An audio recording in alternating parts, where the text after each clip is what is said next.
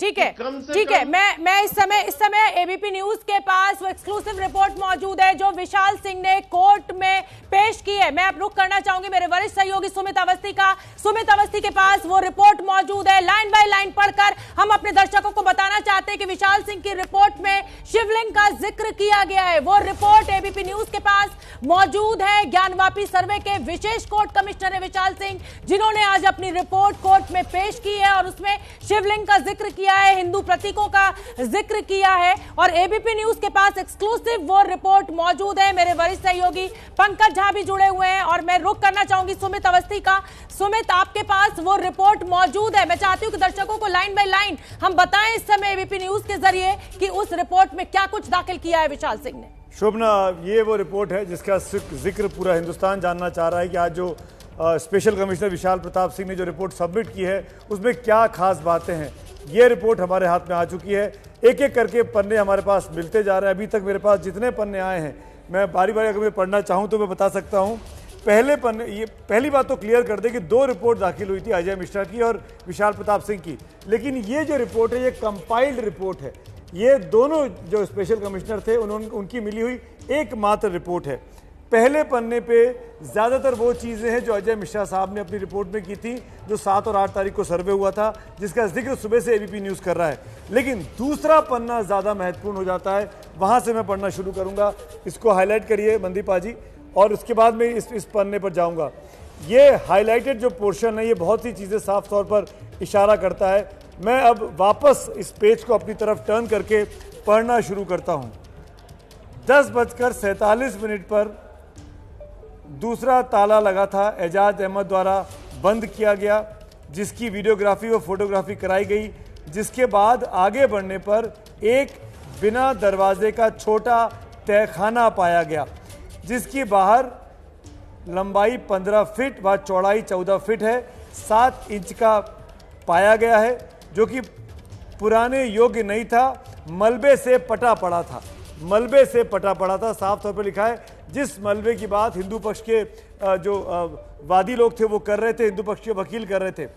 पश्चिमी दीवार के बाद पुरानी 3 चौखट्टी आकृतियां जमीन पर उत्तर पश्चिम के कोने में स्थित थी, जिस पर प्रतिवादी संख्या 4 के अधिवक्ता द्वारा ध्यान आकृष्ट कराते हुए 3 कब्र बताया गया, परंतु वादीगण द्वारा कहा गया कि यह पुराना चबूतरा और पत्थर है। लिखा हुआ है दोनों पक्षों के बीच की जो दलील हुई थी जब ये सर्वे हो रहा था, उन दलीलों को भी विशाल प्रताप सिंह साहब ने, स्पेशल कमिश्नर ने, अपनी इस रिपोर्ट में यहाँ पर बताया है। एक खास बात दूसरे पन्ने का पहला, दूसरा, तीसरा, चौथा पैराग्राफ, विश्वेश्वर मंडप के पीछे के ऐश्वर्य मंडप के भाग हैं। वीडियोग्राफी कराते हुए यह स्पष्ट होता है कि 2 बड़े खेमे व आर्क मस्जिद की पश्चिमी दीवार के पीछे बाहर की तरफ निकले हुए स्पष्ट दिखाई देते हैं। ये खंबे व आर्क के बीच खंडित है। इन्हीं दोनों खंभों के आर्क के दाहिने व बाएं जिग जैग दीवारें भी स्पष्ट दिख रही है, जैसे बीच में से खंडित कर दिया गया हो। वादी पक्ष द्वारा इसे उत्तर से भैरव व दक्षिण में गणेश मंदिर की दीवारें बताया गया। यानी ये वो निशान है जो हिंदू पक्ष को लगता है कि मंदिर के अंदर पाए जाते हैं, वो निशान पाए जाने का जिक्र किया जा रहा है। दीवार के बीच बड़े मलबे के ढेर को हटाया जाए व बचे हुए मंदिर के अवशेष निकाले जाएं, ये वादी पक्ष की मांग है। कमीशन के द्वारा केवल वस्तुस्थिति की फोटोग्राफी कराई जा सकती थी, जो कि कराई गई है। इंतजामिया के मुंशी श्री एजाज अहमद के द्वारा खोला गया ऊपर का दरवाज़ा, जिसमें ऊपर की तरफ जाने की सीढ़ी है, जिसकी चौड़ाई लगभग 2 फीट थी, जिसे पढ़कर उभय पक्षगण में ऊपर गुंबद की छत पर गया। छत पर जाने की बात इस रिपोर्ट में की गई है। एक बात और मैं अंडरलाइन करना चाहता हूं, शोभना, दर्शकों के लिए बहुत ज़्यादा ज़रूरी हो जाता है। इसमें इस बात को कहा गया है, जो बात 2 गुंबद होने की जा रही है। एक गुंबद वो जो कि मंदिर था, मंदिर के गुंबद ऊपर बनाया गया जो कि मस्जिद का था। इस विशाल प्रताप सिंह की रिपोर्ट के मुताबिक ये चीज़ इसमें दिखाई देती है। मस्जिद की छत पर बाहरी गुंबदों के अंदर त्रिशंकु शिखर नुमा आकृतियां थी। इन्हें जिग जैग दीवारों पर खंबे के ऊपर टिका हुआ है। यानी ऐसी आकृतियां हैं जो कि जिग जैग के तौर पर दिखाई जाती हैं। हालांकि उपरोक्त तथ्यों की सत्यता की जांच किसी ख्याति प्राप्त इतिहासकार के द्वारा कराया जाना उचित होगा। उचित है, अंदर की दीवारों की कलाकृतियां व मौलिकता व उसकी बनावट प्राचीन भारतीय शैली जैसी कुछ कुछ प्रतीत होती है। यानी विशाल प्रताप सिंह कह रहे हैं अपने आखिरी पन्ने पर रिपोर्ट में, सेमी लास्ट पन्ने पर, कि इसकी जांच किसी ख्याति प्राप्त इतिहासकार से करानी चाहिए।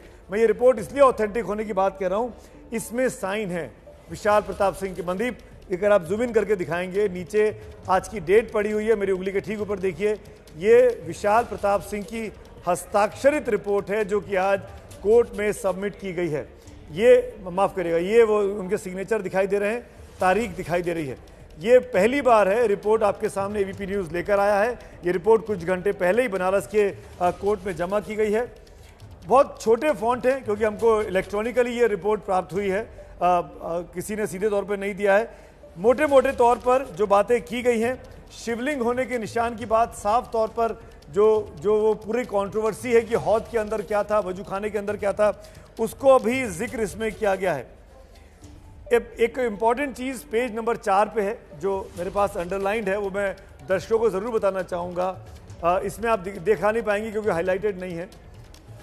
वो ये है, तत्पश्चात केंद्रीय मुख्य गुंबद जिसमें घुसने के स्थान उत्तर पश्चिम में है और जिसमें जाने के लिए सीढ़ी की आवश्यकता है एवं सीढ़ी की व्यवस्था होने पर उसके अंदर भी घुसने पर पाया गया कि इसमें भी गुंबद के नीचे एक शंकुकार शिखर नुमा स्ट्रक्चर कायम है और उसी के ऊपर और उसके बाद ही मस्जिद का बाहर से दिखने वाला गुंबद बनाया गया है।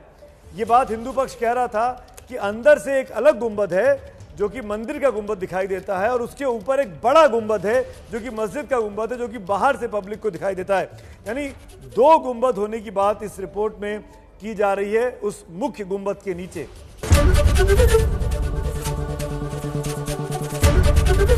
एबीपी न्यूज़ आपको रखे आगे।